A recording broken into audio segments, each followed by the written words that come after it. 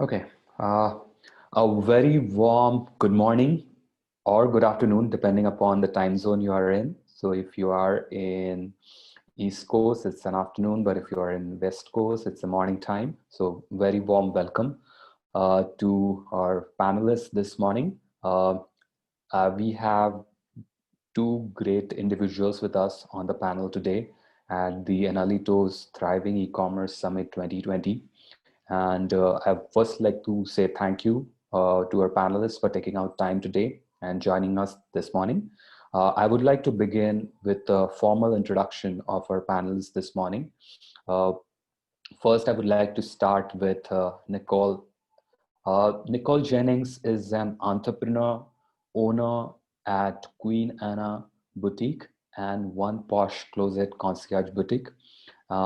And Nicole is in the business of women apparel, curated with pieces from influential fashion houses, independent and emerging designers. She also serves as the president at the Greg Jennings Foundation, which works in the areas of helping students reach their utmost potential academic level. Nicole holds a bachelor's degree in nursing from Western Michigan University and currently resides in Minneapolis.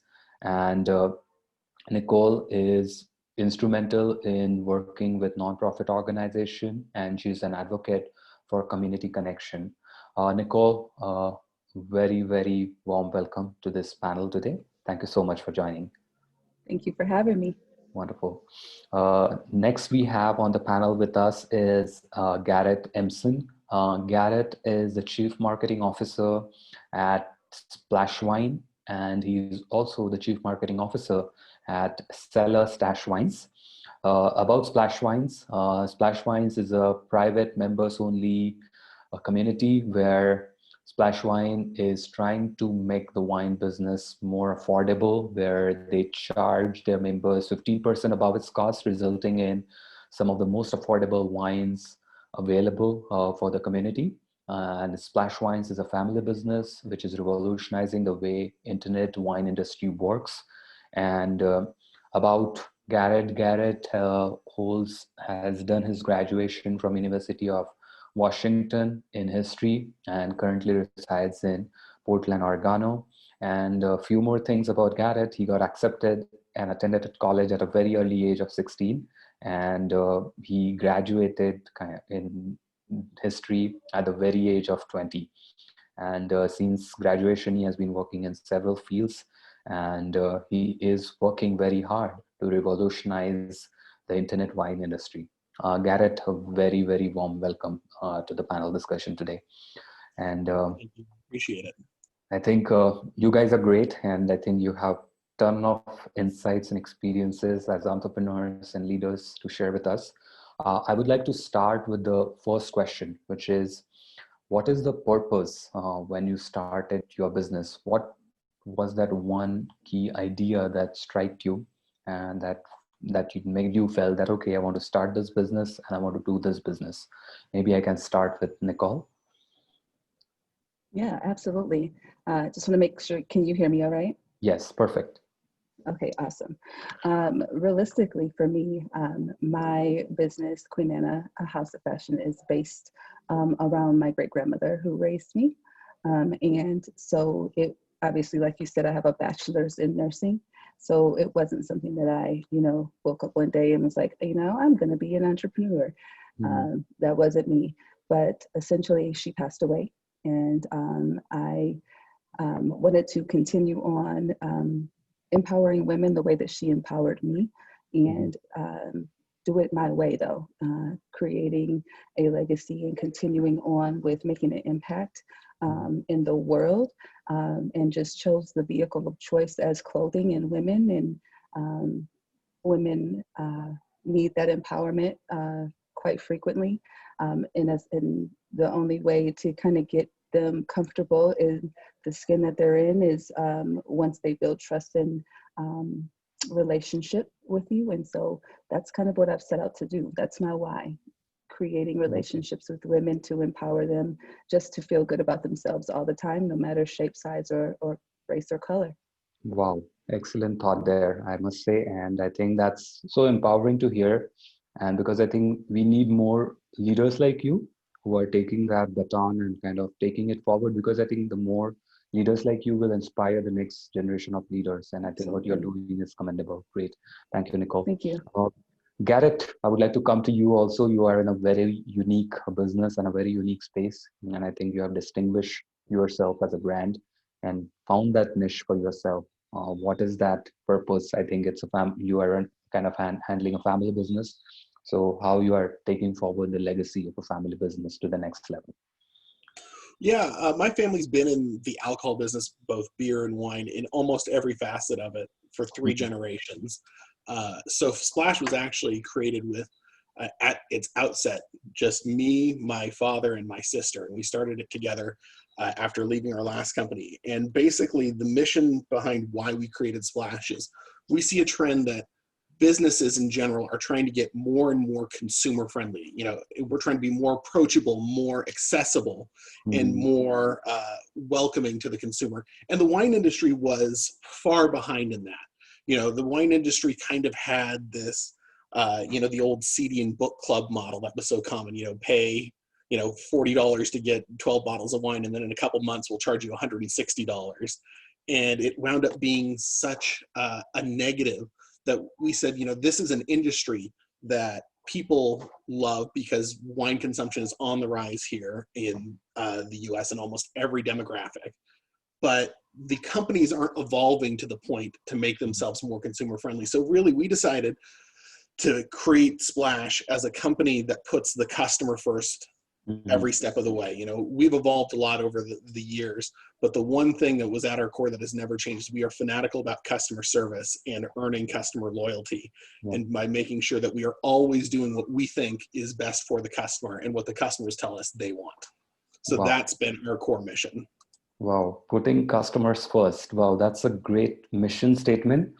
And I think businesses who are able to keep their customers first definitely have like a long way in terms of growth and scale that they can achieve. Because what you mentioned, I think struck a chord with me while I was reading Amazon's story, and that's what they did. They kept their customers first, and they are like the most like customer centric company. They still believe that it's day one. So amazing, great thought there, Garrett. uh, I would like to come to this next set of question, which is like the last 6 months have been kind of a very different ball game altogether for the entire world. And I think it has changed the way business used to happen. Everything kind of used to happen offline a lot, but suddenly the whole shift has happened to online. So how has the business been for you in the last 6 months, and what is that one or two challenges that you faced during this 5 or 6 months period? Maybe if I can go to Nicole first. Absolutely.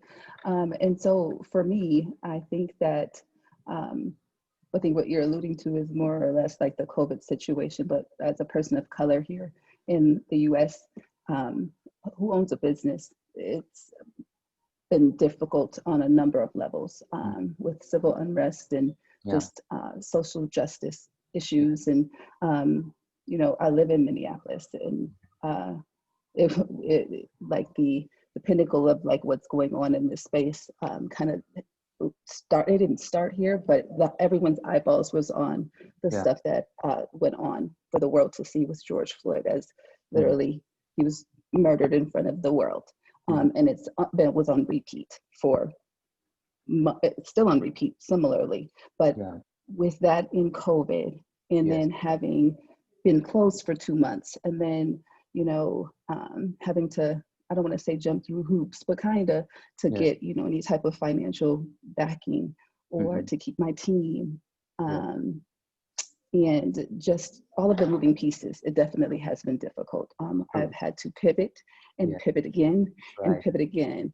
Yes. One of the things that's really good is that we've always been digital. So it wasn't like I had to create a digital setup, because that's always been from day one from both of my businesses. Yeah. That's where we started. That's kind of where I did my testing. But for me, the biggest challenge has been making sure that I pay attention to my clients, but then more or less remember my why. Right. Going back to the purpose of what I started my business for. And I think for me, it was time out for business as usual.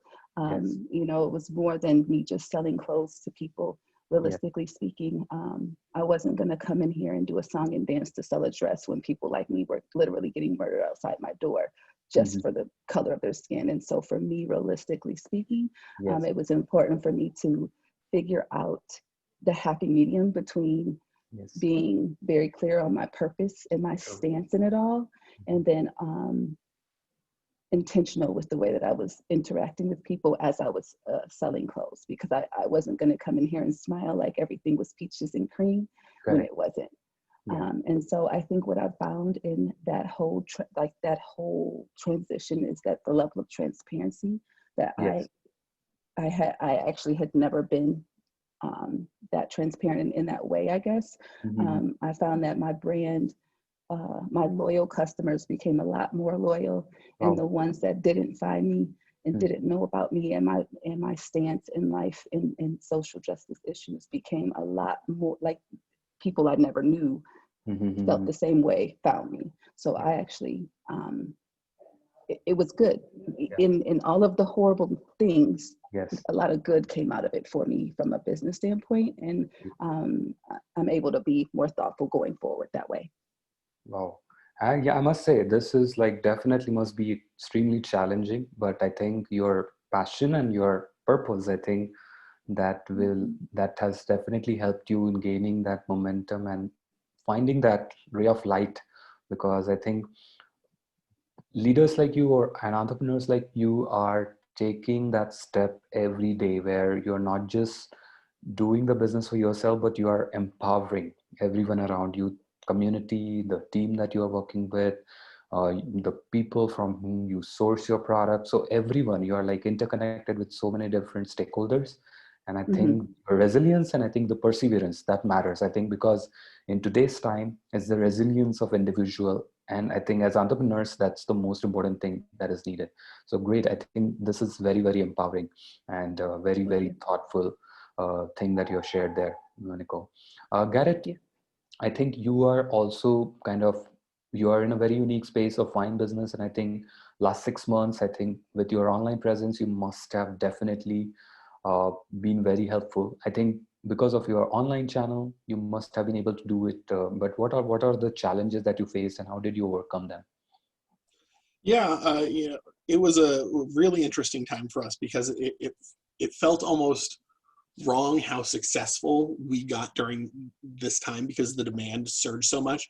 And that was one of the things we had to sit here and go like, we've never been in more demand, but it feels so strange because with everything going on in the world, that like to think things are better for us was a very strange thing to wrap our head around. But what we got to the point of was people were searching online for wine beforehand. Online wine was leading kind of growth in the wine industry. But all of a sudden, when people were ordered to stay home, it sent that demand into hyperdrive. So all of a sudden, we went from, nice growth to 4 and 5 times growth. And it was almost overnight. So our challenges were really logistical. So much of our product comes from all around the world. And wine isn't a product that can just get shipped right away. There's a process to it. So we had the logistical issues of getting inventory to meet the demand and not being able to fulfill our normal shipping speeds and getting product in the door and still being forthright with customers and still trying to provide that customer service, even though we're not able to do what we normally do. Was really one of our biggest challenges. We had to deal with not having wine at the normal price because what we tend to be a value-oriented wine company. We try and hit really affordable price points for our customers, and the wines we had access to just weren't our normal price point. And then we also had to deal with a messaging challenge because with COVID going on, there was a lot of, in plenty of industries, a lot of like, I'd almost call it exploitative negative marketing of like, oh, this is really scary, you need to do this, or, and it's like, how do you balance like addressing what's going on in the world, Yeah. and being positive enough to like be kind of upbeat Yes. but without like sugarcoating the fact that Yes. metaphorically everything seems to be on fire. Like it was such an insane time, and it still is. Yeah. There was so much to work through. Yes. But at the end, what we decided to do was stay true to our core of working for our customers to the best of our capacity, knowing that our customers understand, or will understand, if we tell them all the challenges that are going on, because things are hard for everyone, at this point. Things changed for so many people in such a short period of time, that the more you could just be upfront with customers, the more they would understand. And you dealt with some angry customers. You're always going to deal with angry people in customer service standpoints, but by and large, the customers understood where we were coming from, what we were trying to do, and the fact that we felt terrible when we weren't able to live up to our normal service standards, and that when the time came, which is where we're back at now, we were going to make it right to all of them. And that was the core that we were at all the way through, is continuing to stick to that message for customers. Wow, that's a great insight, I think. And no doubt about that. I think because what you're doing is like fulfillment and logistics is an important foundation of an e-commerce business. And ultimately, because of the whole situation, I think we are living in a very strange and a reality, I think I must say, which no one has ever thought of. And no one was actually ready for it. The logistics has evolved over a period of time so much. Ultimately is the humankind who is doing logistics, and suddenly because of the pause it has taken a hit. But still, if you are able to fulfill the logistics part, yes, there's going to be delay involved, but I think by staying transparent with your consumers, I think that's the most important thing in today's world, because you cannot promise something and not deliver it. It's best to be transparent that, okay, the order is going to be delayed, and that's the best way we can earn trust. Amazing. I think uh, in the wine business, especially because of what's happening, sudden demand, and you must have acquired a lot of new customers in the last 6 months. And acquiring the customers is extremely kind of, maybe it can be a phenomenon because of the situation, but how do you plan on retaining your customers? How do you how do you engage with your customers? What are some of the things that you do, Garrett, as a chief marketing officer, to kind of understand and engage with your customers? The nice thing is that that's the part we're most comfortable with, because philosophically going in, we decided that so much of the wine business is you have to keep throwing so many new customers because you're churning so many out with a business model that isn't customer friendly, that we said from the get-go, our focus was on retaining customers and being focused on doing whatever it took to earn a customer's business back. Because there's really no better measure of kind of your success in customer service if people want to keep coming back to you over and over again when they have options. There's no industry out there where customers don't have options. There are dozens of places they could buy wine from. I'm not well versed in the fashion space, but I imagine there's plenty of places they could get the same caliber of clothing from. But it's taking it to the next level. It's not just your product, it's your service. It's how you're interacting and engaging with customers.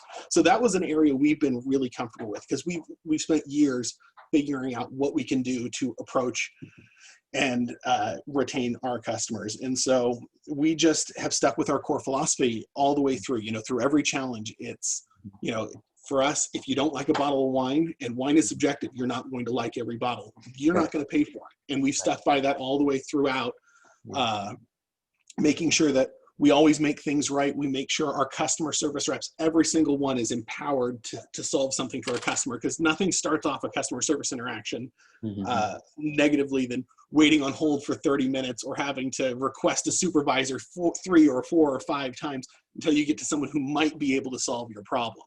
So it's just the touches like that earn a customer's business, and just not losing sight of what brought you into whatever your business is, I think is such a crucial part of retaining customers through any time, be it normal times or crazy COVID times. Yeah, that's true. That's true. Absolutely. I mean, yes, because consumers' behavior is very, very dynamic, and I think once someone has bought the first product from you, uh, whether they keep on coming back to you completely depends on not just the product, but on the experience that they had. Yes, and I think kind of as entrepreneurs, as marketing leaders, this is the most important tricky thing, how to kind of make sure that you are able to deliver the same thing every over and over again, that so that your customers become like your loyal customers. I mean, from a visitor, he becomes the first time customer, and then he stays with you as long as he can buy from you. And that's this is the most important thing in e-commerce or the retail space, which is the customer's lifetime value. Nicole, you are in fashion business, and I think the trends change so rapidly in fashion suddenly because of the world not traveling. Definitely the fashion industry is seeing a kind of a different shift, a behavior, a consumer behavior shift. How do you understand the behavior of your consumers? Like which are the set of customers that you're about to lose, or which are your VIP customers, or which are the set of customers that have the potential to become your loyal customers? How do you understand that? Well, I think right now for us, well, before COVID, we were an experiential lifestyle brand and boutique. So we hosted a lot of things here in store. And, you know, when we had to pivot, what I noticed is that our loyal customers easily pivoted with us. And like I was saying previously, in regards to being very vocal about where we are and our stance and how we're moving forward, and not doing business as usual. And what I've recognized is from the beginning of the year till now, the people who were once new customers and had become repeat customers are now, in my mind, classified as loyal customers, because you obviously, in this point, again, like you guys all both just said, that you have choices in which you can shop, where you can shop. So between those two subsets of people, what we've done, or what I've done essentially, is recognized where they are in life. So one of the things that's really important to me is making that engagement and encounters with our clients outside of the store, outside of e-commerce. So whether it's through survey, whether it's through just a follow-up email, gauging how they, are using the past purchases. What is it that, how can we, literally a question, how can we best support you fashionably in this space right now? Because I really don't want to guess. I would prefer people just tell me. It makes life so much easier. If you have a need, I would rather you just tell me, and versus me trying to think about, oh, I think they might like this, and waste both time, energy, and resources. And so again, the clients that I've asked, the ones that have been given the tag as loyal, they respond and they let me know. And I even have a very close, like a Facebook group for those subset of people, where I kind of engage and give them added value, whether it is through styling tips or whatever, but then I'm able to have that open dialogue with them as well, and say, hey, what is it that you guys have going on? And just recently, a lot of people are working from home. So I actually, my offerings usually aren't really casual. It's more of a day to night. And I don't do trends, I do timeless. So realistically, because they're investment pieces, you want to be able to wear them 5-6 years from now. And so for me, that's a pivot, because of the simple fact in which we were never a very casual brand. So what I've done is taking the pieces that our clients had previously purchased that were deemed as dressy, and I have an app that I've started using that I style their pieces for them, to show them how they could wear something that was deemed dressy as like a work from home piece. And continuing on with just offering new brands into the store that are a little bit more of a reduced price, Yeah. but more of a casual feel. So again, just tailoring my offerings to what it is that they've told me they needed, as well as what I know that they've said is going on in their life right now. So I kind of am just ebbing and flowing right now. Nothing's set in stone. Mm-hmm.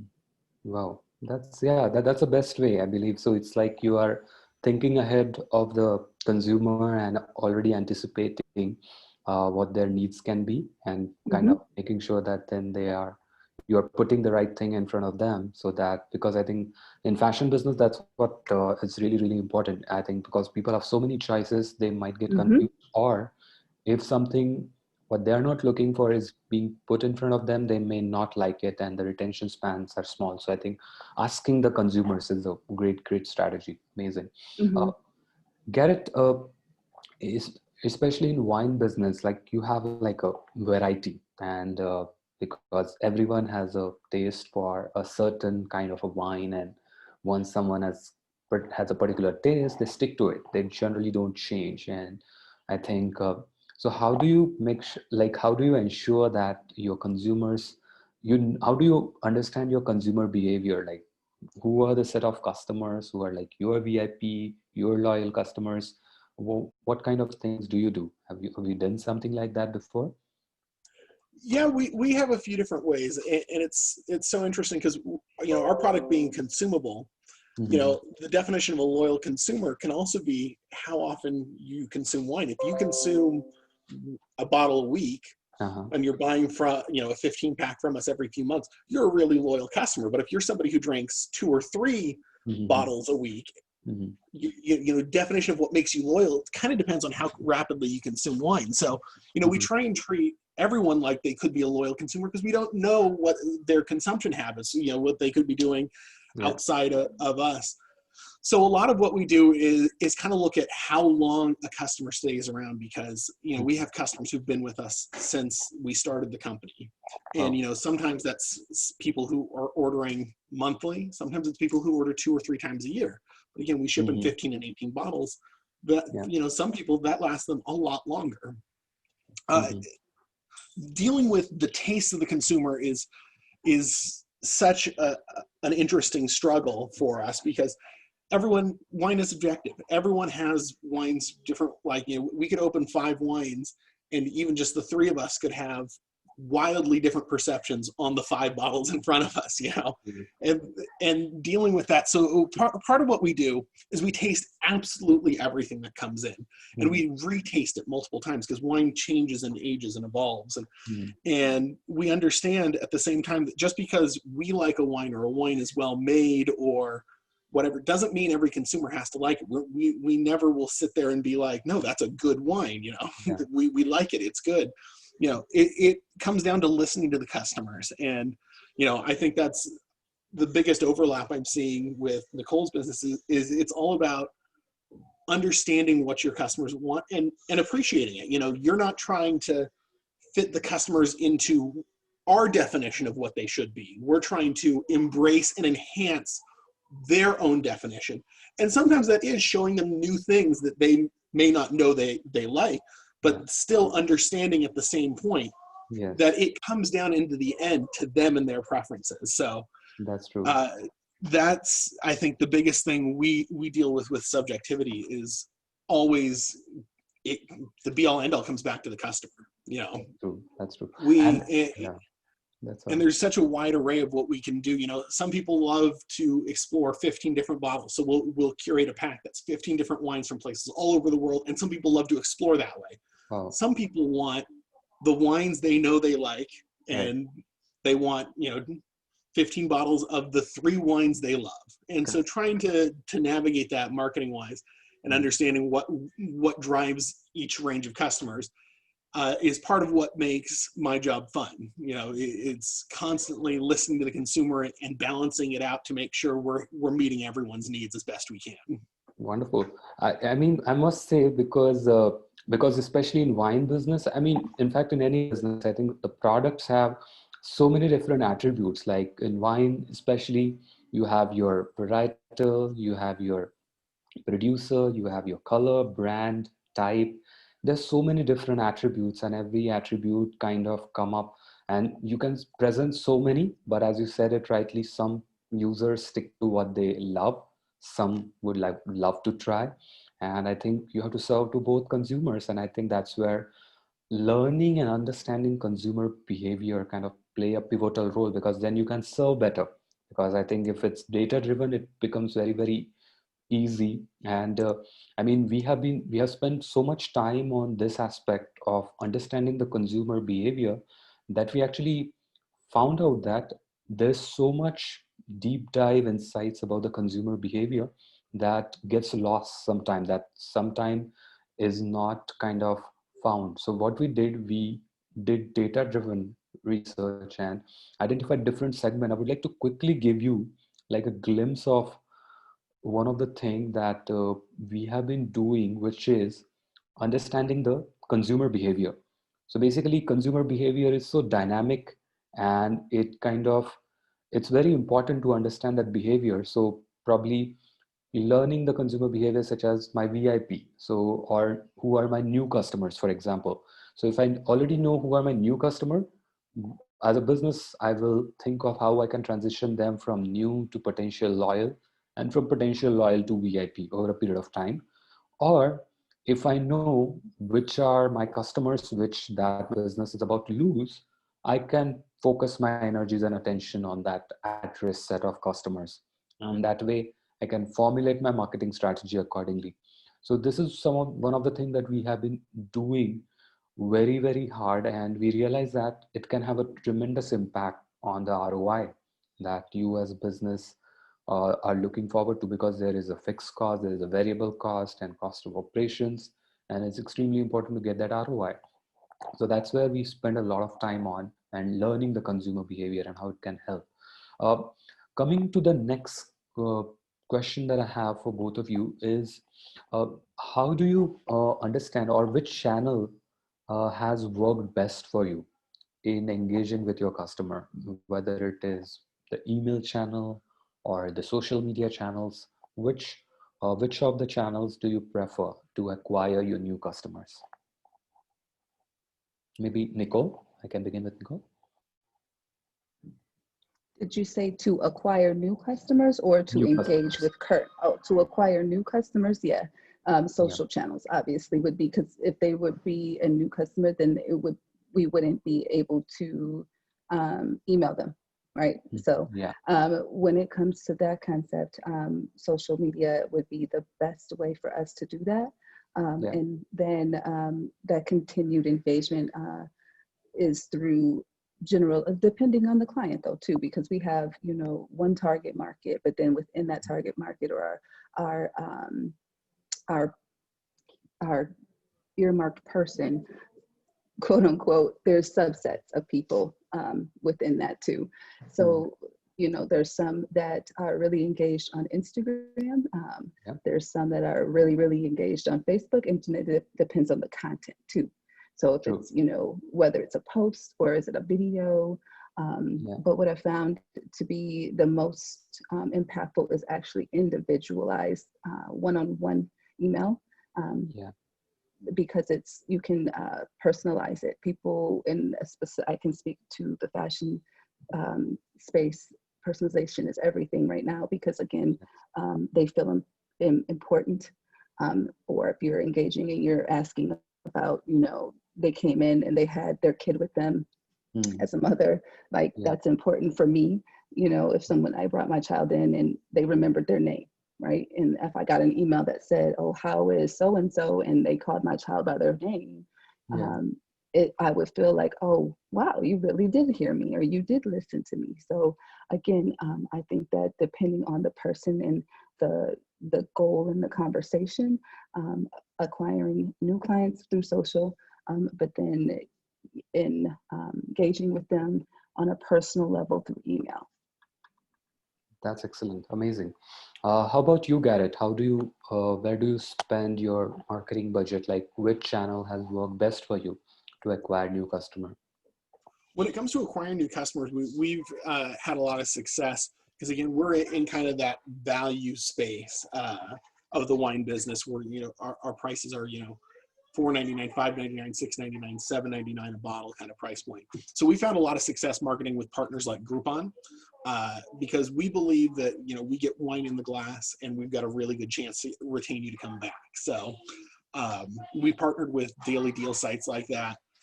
But a lot of our quest at this point, and I imagine Nicole might feel some of this too, is that so many customers with so many things abnormal are looking for something that makes them feel kind of normal again. Yes. And for us, people like having their glass of wine, maybe they used to go to a liquor store or a wine store to get it, but you know, having that glass of wine at the end of the night may be that search for normalcy. That marketing wise, that's what's kind of been working for us. I'm sorry, you can probably hear my children in the background. Speaking of children, you can probably hear one or two of them in the background there. But that quest to make things feel a little bit normal and provide that comfort. And, you know, everyone seeks out their comfort in different ways. Yes. But I think marketing wise, that's been one of our biggest strategies, is like acknowledging all the issues going on for people. Yes. But at the same point, knowing that we're providing something that may get that little bit of comfort has worked really well for us. In terms of engaging repeated customers, our two ways to do that are email and customer service. You know, we make sure we have our agents always available to pick up the phone, you know, throughout business hours. Again, we try to never have people sitting on hold. Yeah. And providing that customer experience. We have customers who have customer service reps of ours they know and like, and I could list names of people, and customer service would be like, oh yeah, you know, I've talked about it. They'll have long conversations, because sometimes people want help, and sometimes people just want to know, you know, oh, what should I drink or eat with this wine when I drink? You know, you open the bottle, you know, should I have a steak? Should, you know, and we want to be that resource and kind of provide that connection. So, you know, similar to what Nicole was saying about how it's always showing that personal interest. If somebody reaches out to them, reaches out to us, we want to make sure they understand that we truly do take their concerns or their questions or just their conversation seriously and sincerely, and do what we can to show that. So, you know, again, it's not always customer service. It's not always related to a specific transaction. It's just knowing that we're engaged enough to actually care about whatever matters to a customer. That's amazing. Yeah, I think the channel wise, like how much ROI are you getting on your current marketing spend? Like, is it 1x, 2x, 3x? How much ROI have you seen so far on your ROAS, or on let's say the marketing budget that you have put in on maybe any Google ads, Facebook ads? How about you, Garrett? Yeah, we're seeing right now. We're seeing it's almost hard to take seriously some of the return, because again, the demand just surged so quickly. Right. And so it also allowed us to be more aggressive. Traditionally, we're a relatively conservative spending company in terms of acquiring customers. We don't have giant marketing budgets, because we put our kind of drive behind retaining our customers just as much as we do acquiring customers. Again, we don't want to be that beast that churns through so many customers.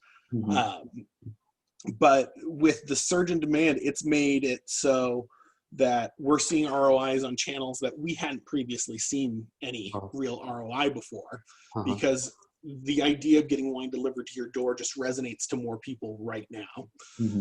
So this was a time for us to try things that we had previously said that didn't work for us, because again, the landscape was different. And I think that's been one of our biggest evolutions, is knowing that the landscape is different for our industry as a whole.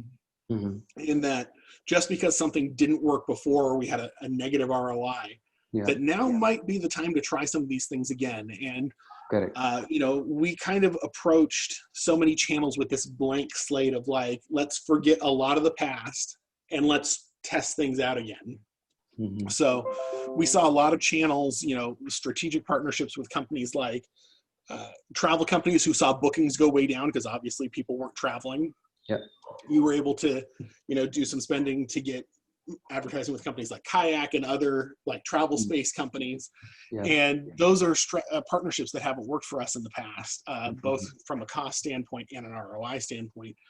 Yeah. And the changes in the environment have made it so that opportunities have arisen. You know, the pandemic opened doors in industries that kind of gave us a chance to try new things. Wonderful, wonderful. Yeah, I think it's all about trying new things and kind of experimenting with the data points that you have. And I think with the sudden demand, definitely the more opportunities are in the areas of retention, because that's where one of the keys to increase the lifetime value of a customer is ultimately going to translate into increased store revenue over a period of time. And I think for both of you, where you are in the business life cycle, you have already achieved that, you have an established presence and you already have a set customers. So from this stage to take your business to the next stage, what is some of the one or two plan that you guys have thought of, that okay, 2020 has been definitely challenging, but you found your way through. And I think in 21, 22, have you guys thought of anything unique that you would like to do to take your brand to the next level? Or maybe I'll start with Nicole again. Absolutely. One of the things that I think that for me that keeps us differentiating us from all of the other boutiques here is the fact that, like I said before, we are an experience-based store. Yes. And so for me, the biggest thing that we're going to be doing is, again, spending a lot more time. Like, digital isn't just a COVID thing. Like for us, it's a thing that's going to be consistent, and but continuing to grow in that space and find ways to individualize those experiences for our clients. One of the ways that I intend on doing that is, again, like I've mentioned before, in regards to styling clothes for our clients virtually. We have a fashion concierge that does personal shopping as well. So for the holiday season, for sure, being able to use our virtual setup to do some of that for our clients as well, so that, you know, I don't know, I'm not trying to throw shade at the mall or anything. I just know I'm not going. I'm going to stay in the virtual space, and I'm going to stay healthy. So with that, I'm going to also allow for our services to just be providing some support for our other clients in that space too, because I know that that's important for them. And then also one of the things that as I continue to move down through the year into the new year, is again continuing to empower our clients to learn about styling for themselves. So holding master classes, just trainings, you know, being able to build your own master class, quote unquote, of, you know, what I think I want to put out as a master class might not be what you want to hear. So if that's the case, what is it that you want to hear? Because the stylists here, as well as myself, have formalized training in it. So realistically, we could ebb and flow to whatever it comes our way. We just need to know what it is that people would want. And the other thing is doing individualized in virtual in-home closet revamps. So, you know, just like we're here sitting on this call together, being able to do the same thing, but sitting in someone's closet and them showing us, you know, a wall of clothes, or, you know, what do you think about this? Or what do you think about that? So again, being individualized in that space for them, and just giving them what they need at whatever given time. So more personalization. Wow, excellent. Wow, that's very thoughtful. I mean, that's like you have already anticipated what the consumers are looking for, and you are thinking exactly in that direction to make sure that they are happy. Because I think giving a complete makeover of the wardrobe, or making an individual to learn about style, because that's something that's typically people don't pay a lot of attention to. And I think that learning experience can revolutionize. I think you will be able to build a strong community for yourself where you're not just having your products reaching out to them, but it's the learning that you're passing on. Wow, that's Mhm. amazing, I must say. This is something very unique and very refreshing to hear from Mhm. Thank you. a fashion business. Very, very unique. Garrett, for you also, like you must be having so many SKUs, so many wines that you sell online on the store. And so how do you plan on, like, how many SKUs do you have, if I may ask, like 1,000, maybe approximately? Actually, a lot less than that. One of the things we've always worked on is Mm. curating a selection for customers, because Oh, without getting too far into the weeds, one of the things that made wine unapproachable is people walk into even a grocery store now and you mm, see mm. hundreds and hundreds of labels, and it Correct. becomes almost overwhelming to know what to pick. There was a study done not that long ago that people would walk Yeah. into a wine store and most of them weren't confident in what they bought, even though they just bought it, because there were so many selections in it. You end up going for a label you like or something it becomes too daunting to explore and try things out Mm, because it just mm, feels like you can't make the right choice. So we've always kept our SKU count as low as possible. We're uh, probably in a couple hundred SKUs right now in terms of individual wines. Now, what we do is we curate them into different packs to give people mm, ideas. Anyone can build their own case, but something that speaks out to them particularly, like be it that's cool. something from all over the world, Mm, uh, or maybe it's just Cabernets because that's what they love. So for us, one of our big plans forward is it's not front facing. It's we're going from being, a company that's going to grow mhm, 400% in the span of a year. mhm. We're putting all these back end improvements in that, Yeah. don't directly impact the customer, but will make their experience better in the long run. Before Yeah. we were projecting inventory out with, an Excel spreadsheet and a couple Mm, handwritten formulas and like, okay, we're going to need to order more of this now. yeah. All of a sudden, we're ordering more wine for Q4 than we've done in years past. Uh, Wow.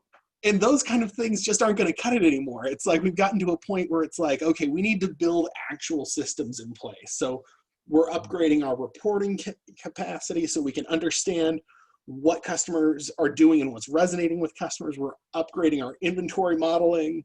We're mhm, upgrading a lot of our infrastructure.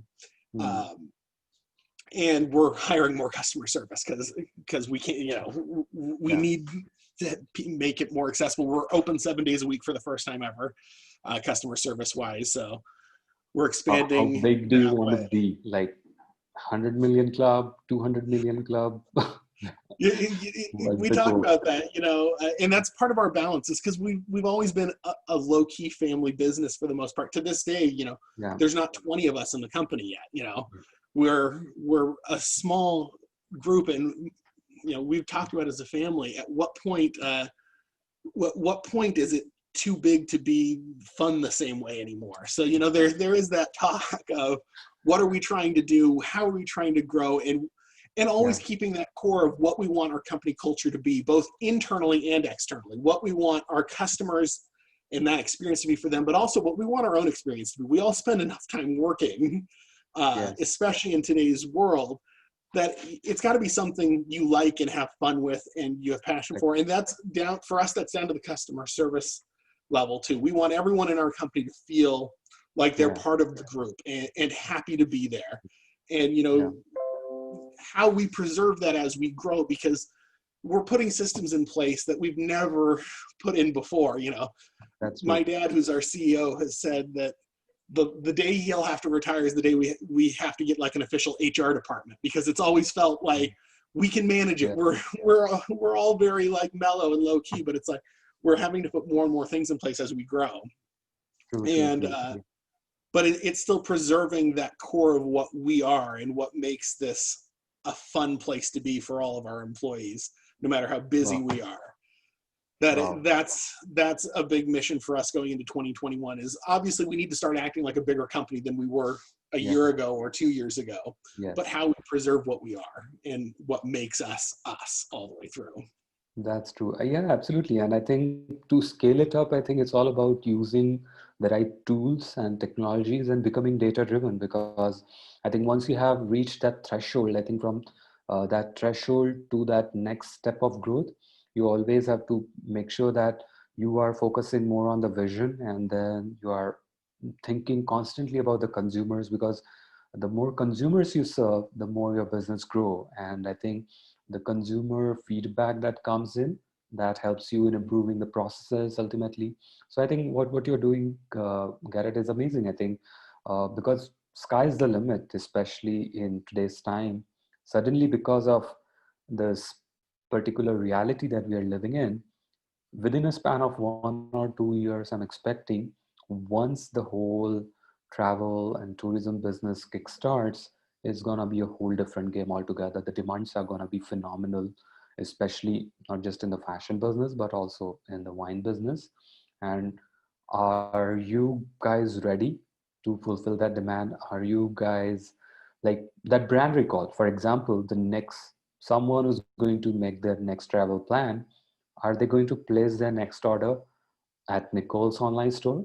Or someone is hosting a party, are they going to place their next order at Garrett's online store? So for that brand recall to happen, you guys are doing very, very unique things. What is that one, any other thing that you guys are thinking for that brand recall to happen? That, okay, I want to buy apparel, I will go to Nicole's store. What, or similarly for wine, what are you doing, Nicole? I mean, any thought you have given? You are already doing the education part, which is your master class and the wardrobe and everything. Any other unique thing that you are thinking? I mean, for the brand recall, to increase the brand Um, recall. from brand recall, from clients that have already purchased, um, that is more or less, again, that individualized, personalized outreach, Oh, follow up, yeah, every single purchase.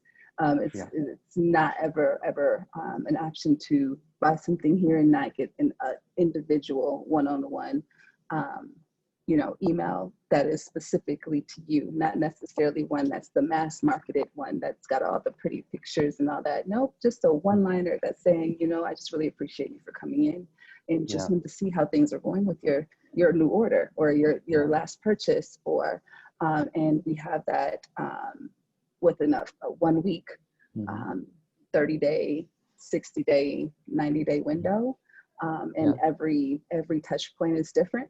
And then yes, obviously we have our normal email marketing, that goes out. yeah, But the individualized one, I think that that's the thing that is going to make the biggest brand recall for us, from people who yeah, are just purchasing, and then from a top of funnel type of thing. When you think of marketing, yeah, that is more or less just our logo.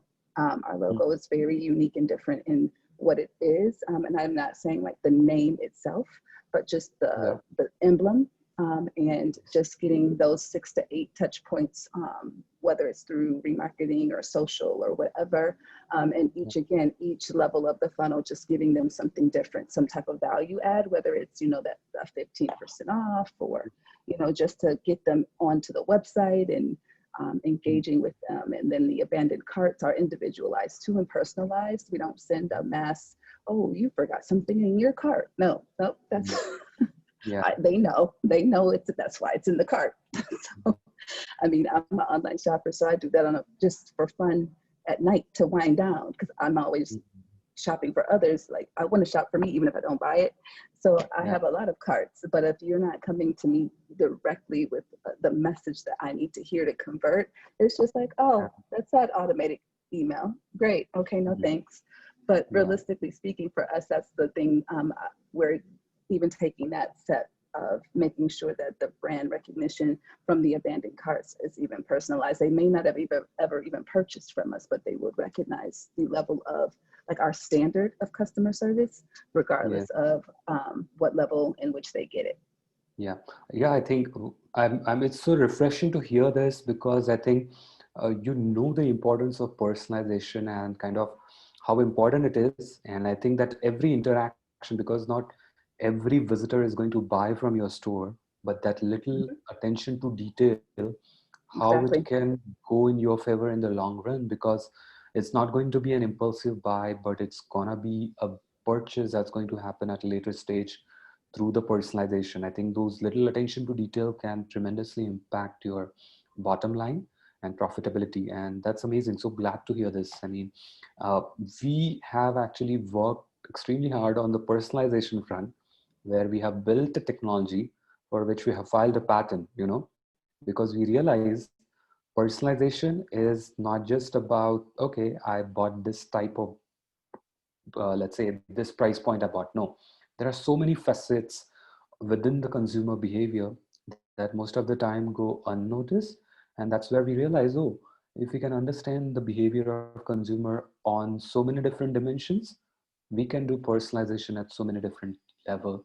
And that too doesn't matter whether there are 1,000 customers, you can have 1,000 different personalized emails or 1,000 different personalization on the store. And that too across email, across web push, across your remarketing email. So that's where we realize how it can tremendously impact the revenue of the store, and how you can convert more of your visitors into actual buyers. So nice to hear that you're doing it, and would love to learn more about how you are looking at it. Excellent. Garrett, I think that's something within your industry also, it's kind of very, very important. And I think there's a huge opportunity there where you are at a stage from where your existing customers can literally multiply your revenue so that you can reach to the next stage. So uh, what is that one thing that you have thought of doing in the next 1 year in terms of retaining and engaging with your existing customers so that they become your brand ambassadors and bring those additional customers? Anything that you have thought of? Yeah, I mean, I think one of the things we're really working on, I'd say there are two big things. And one is working as hard as we can to keep our prices where they're at. One of the things that differentiates us is keeping our margins relatively low so we can deliver our price points. And that makes it so we can compete with anybody in the industry and provide wines that give big value. So we're, as we grow, there are obviously costs that are associated as we're adding more people, and we're doing everything we can to keep our prices where they are. But the other thing we're really gearing up is a renewed focus on referral programs and getting that word of mouth out there. We have so many new customers, and we already know we have so many new fans. We're currently the most reviewed online wine company in the country, and we're the best at the same time. So we know we've got people who will advocate for us. And so we're really putting new focus in making referrals a rewarding experience, easy to use, and something that our customers actually want to do, and that we don't have to like constantly poke and prod them, because, referrals are so big in so many spaces. But I've been with companies that are like poking me every week, like, hey, tell people. And it's like, I understand that's a big deal, but at the same point, I don't want to be reminded so many times. We want the experience for us to be something that customers want to do and something that's easy for them to do. So that's a big focus for us. We've changed platforms for loyalty for our store to try and make that something that's accessible and something that people will be excited to do. And we think with our new incoming customers that has a chance to have a real positive impact for us. Wow, excellent thought, I must say. And that's what defines what the brand stands for. And as a business, you guys have really worked really hard in making sure that consumer experience become personalized, cohesive. And while we are coming to an end of this panel discussion in the next 1 or 2 minutes, I would like to have your one piece of advice for entrepreneurs and e-commerce businesses. What is that one piece of advice that, from your learning, a very condensed advice that you feel that they can implement within their business that can help them? Maybe Nicole? There's so much, so many mistakes I've made. What advice that you feel is on the top? Absolutely. So I think the biggest thing has been the documenting of processes and procedures in order to properly scale my business and brand. What I've recognized, if I ever felt like I was in a pinch or couldn't do something personally, I Yes. needed to be able to hand it off to someone else versus, and I didn't necessarily have a lot of time to train that person. If it were Yes. something that I had already previously written down and documented, I could hand it off. Yeah. And then once things become automated, that's even better. So between the documenting of processes and procedures, the next level would then be the automation of those. And I think that that has been the biggest aha moment, to where I've recognized that that's the thing that's going to keep us growing with the time and with everything else that's going on in the world. Wonderful advice. Thank you, Nicole. Garrett, one final piece of advice from your end, from your experience so far. Yes, and sorry for appearing distracted on camera. I'm setting up a Zoom meeting for my kindergartner at the same time. My one piece of advice. That's all. That's okay. Multitasking. My one piece of advice will sound a little contrary. It's be flexible and be firm. And what I mean by that is when you know what the core of your business is, be firm about that. Know what your core mission is. Like for us, you know, being customer focused and providing affordable wine that's delicious, that doesn't change. But be willing to be flexible about everything else. You be creative, be nimble, be willing to try new things. So it's like you want to be adaptable, but know the things that won't ever change about your business. Know what makes your business you, and be willing to test and play with everything else. Wow, excellent. I must say this has been an excellent panel discussion today, and I really want to say thank you for being givers. I think you guys have opened up and shared your learnings and insights with the world, and more people are going to get a chance to learn from what you are already doing and what you have planned in future. I think from Nicole, I have learned passion, perseverance, and purpose, and being resilient and trying new things, and making sure that embracing technology, how it can go a long way, and making sure that you reach the next stage. From Garrett, I've learned putting your customers first and listening to them, making sure that they're always being served no matter what, and being open and transparent with them to take the business to the next level. And what are some of the things that needs to be done in order to grow the business, no matter to make sure that the consumers are happy. And I think these experiences are going to help more and more entrepreneurs and people in the industry to learn from your experiences. Thank you so much once again for taking out time, and we'll be sharing the panel discussion recording with you as soon as it is made available, and look forward to learning more from you and discussing more about your business. Thank you so much, Nicole. Thank you so much, Thank Garrett. you. Thank you. Thank you.